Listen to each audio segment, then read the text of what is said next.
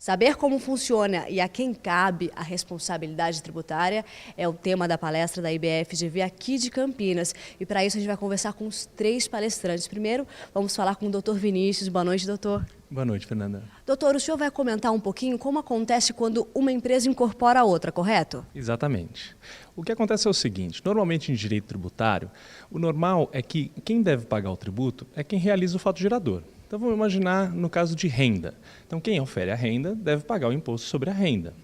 Só que o Código Tributário Nacional ele elege algumas situações especiais em que uma nova pessoa é escolhida, uma outra pessoa é escolhida, para pagar o imposto no lugar de quem realizou o fato gerador.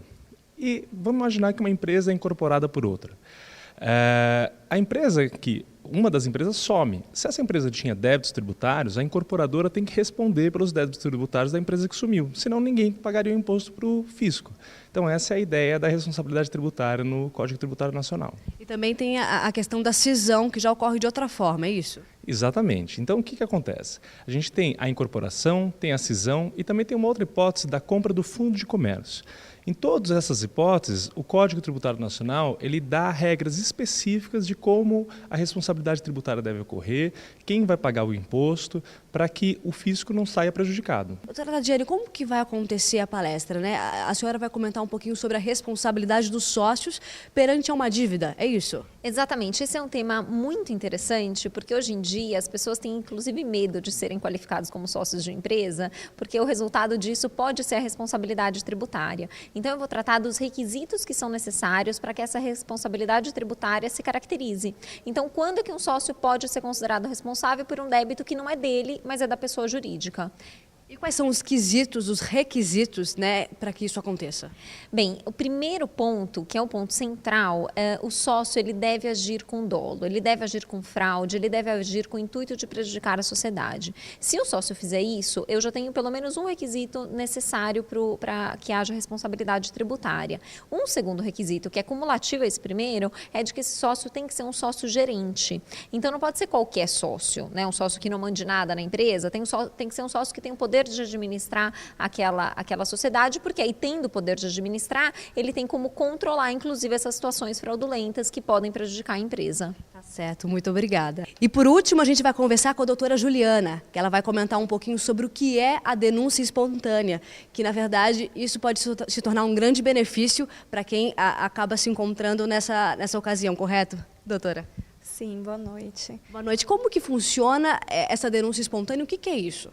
Na verdade, a denúncia espontânea é uma causa de exclusão da responsabilidade tributária, mas a responsabilidade tributária entendida como aplicação da multa, tanto a multa punitiva como a multa de mora em relação ao atraso do tributo.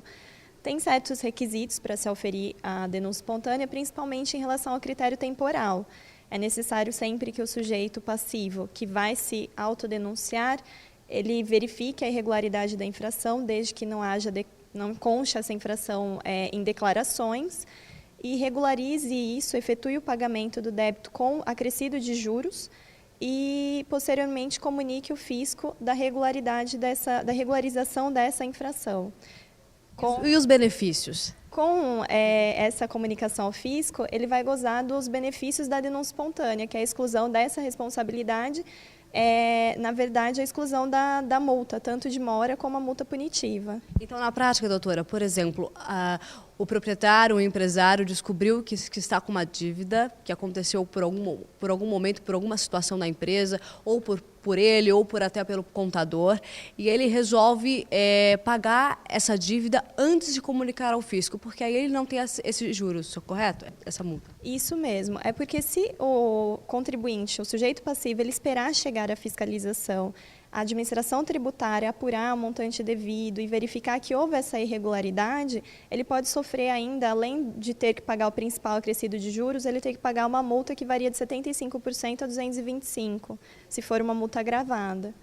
Então, esse é o benefício, é se antecipar para se excluir dessa multa e também da multa de mora, que seria uma atualização pelo atraso do pagamento. Ok, obrigada. Dr. Vinícius Jucá Alves é professor da Fundação Getúlio Vargas. A doutora Tatiana Piscitelli, além de professora, é coordenadora de MBA em tributário e a doutora Juliana Fávaro é membro da Comissão de Direito Tributário da Ordem dos Advogados do Brasil, OAB de Campinas.